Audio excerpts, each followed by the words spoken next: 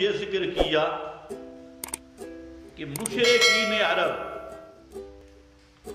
وہ جب کعبۃ اللہ کا طواف کرتے تو کپڑے اتار دیتے اور بالکل ننگے ہو کر کعبۃ اللہ کا طواف کرتے، عورتیں بھی اور مرد بھی۔ مسلم شریف میں حدیث پاک میں اس کا پوری تفصیل موجود ہے کہ عورتیں مرد سب ننگے ہو کر طواف کرتے، اور جب ان سے کہا جاتا کہ ننگے ہو کر طواف کیوں کرتے ہو تو وہ آگے سے دلیل دیتے، ایک حکمت بیان کرتے مصلحت، اور ایک دلیل دیتے۔ دلیل یہ دیتے کہ یہ ہمارے بڑوں کا طریقہ ہے، بزرگوں کا طریقہ ہے، جس کو آج کی بولی میں کہتے ہیں اکابر کا مسلک ہے۔ تو مکہ والے مشرک کہتے کہ ہمارے اکابر کا یہ طریقہ ہے۔ اب ان سے پوچھا جاتا بھئی اکابر کیوں کرتے، تو وہ آگے سے کہتے کہ آخر وہ سمجھدار تھے، تو ظاہر بات ہے کہ اکابر کو اللہ نے حکم دیا ہوگا، اور یہ حضرت اسماعیل کی، حضرت ابراہیم کی شریعت کا حکم ہوگا، وہ ہم سے بڑے ہیں تو وہ تو غلط کام نہیں کرتے۔ تو یہ آگے سے کہتے کہ ہمارے بزرگ اور ہمارے اکابر اسی طرح کرتے اور انہیں اللہ کا حکم تھا۔ تو اللہ رب العزت نے اس کا جواب دیا کہ اللہ کبھی بھی بے حیائی کا حکم نہیں کرتا، اور یہ جو تم اکابر اکابر کہتے ہو یہ کوئی دلیل نہیں۔ تو یہاں سے ایک مسئلہ ہمارے لیے اللہ رب العزت نے یہ ذکر کیا کہ دلیل کتاب و سنت اور محمد مصطفیٰ صلی اللہ علیہ وسلم کا وجود اقدس، آپ کی زبان اور آپ کا فرمان، آپ پہ آنے والا قرآن، یہ دلیل اور حجت ہے۔ آج بھی قرآن و سنت سے ہٹ کر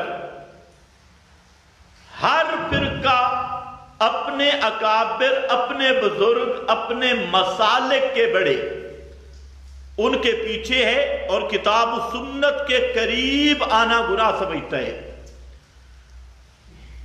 بلکہ جو کتاب و سنت کا مسئلہ سمجھائے تو اسے وہ اپنا دشمن سمجھتے ہیں۔ ابھی یہ چند دنوں پہلے اس وبا کے دوران بعض لوگوں نے ایک رسم شروع کی کہ رات 10-11 بجے مرد زنانیاں سارے چھتوں پہ، اور وہاں پر اذانیں دی جا رہی ہے۔ اس پر میں نے بیان کیا تھا کہ وبا، بیماری، مصیبت میں رجوع اللہ ہے لیکن بدعات نہیں۔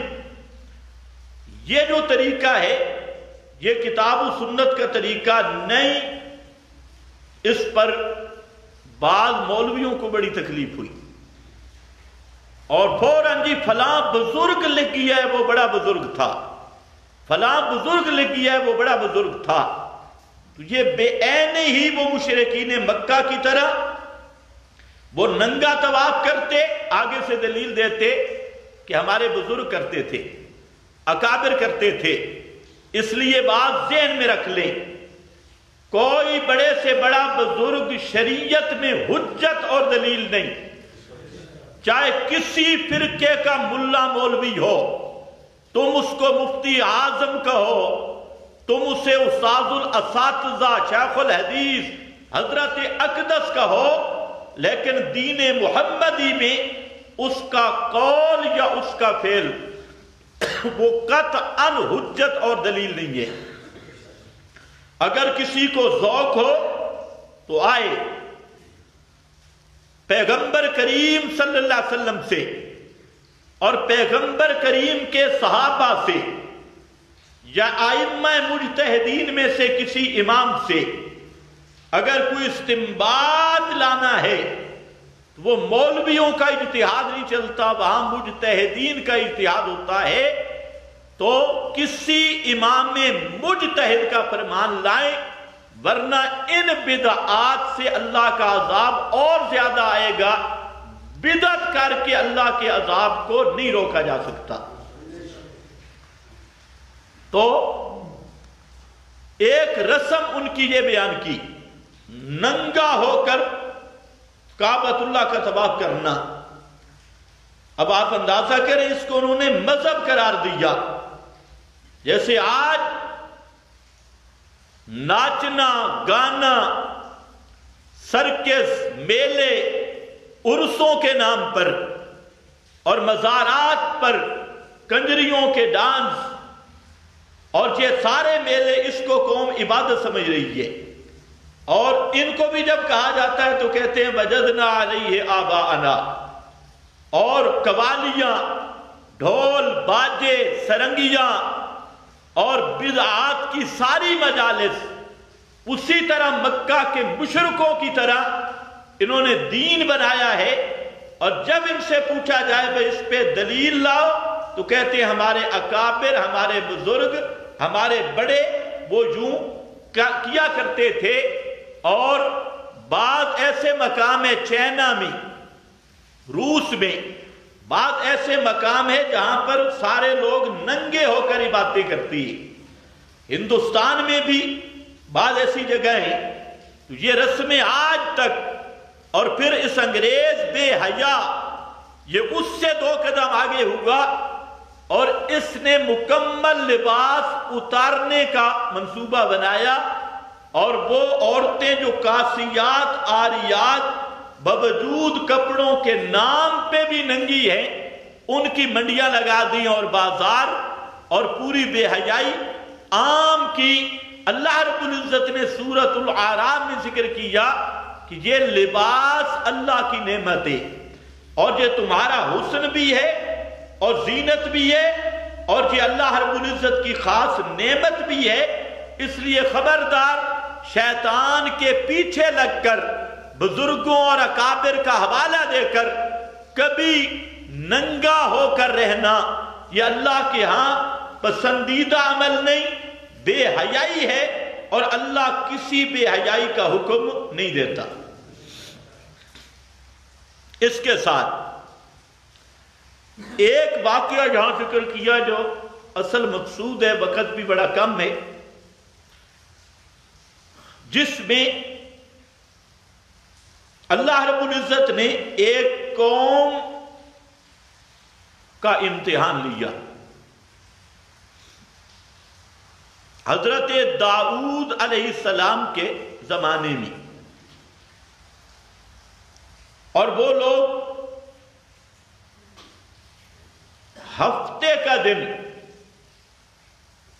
ان کے لیے معظم قرار دیا گیا۔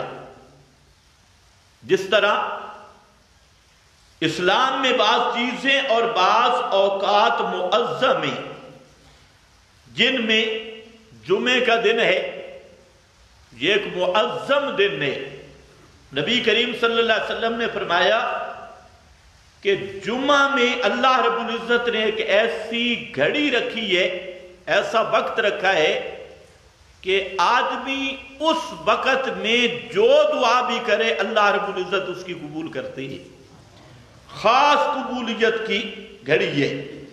پھر یہ جمعہ، اس کی فی نفسہ ہی بہت بڑی فضیلت ہے، اور جمعہ کو اہتمام کے ساتھ تیاری کر کے جمعہ میں آنا یہ مطلوب ہے۔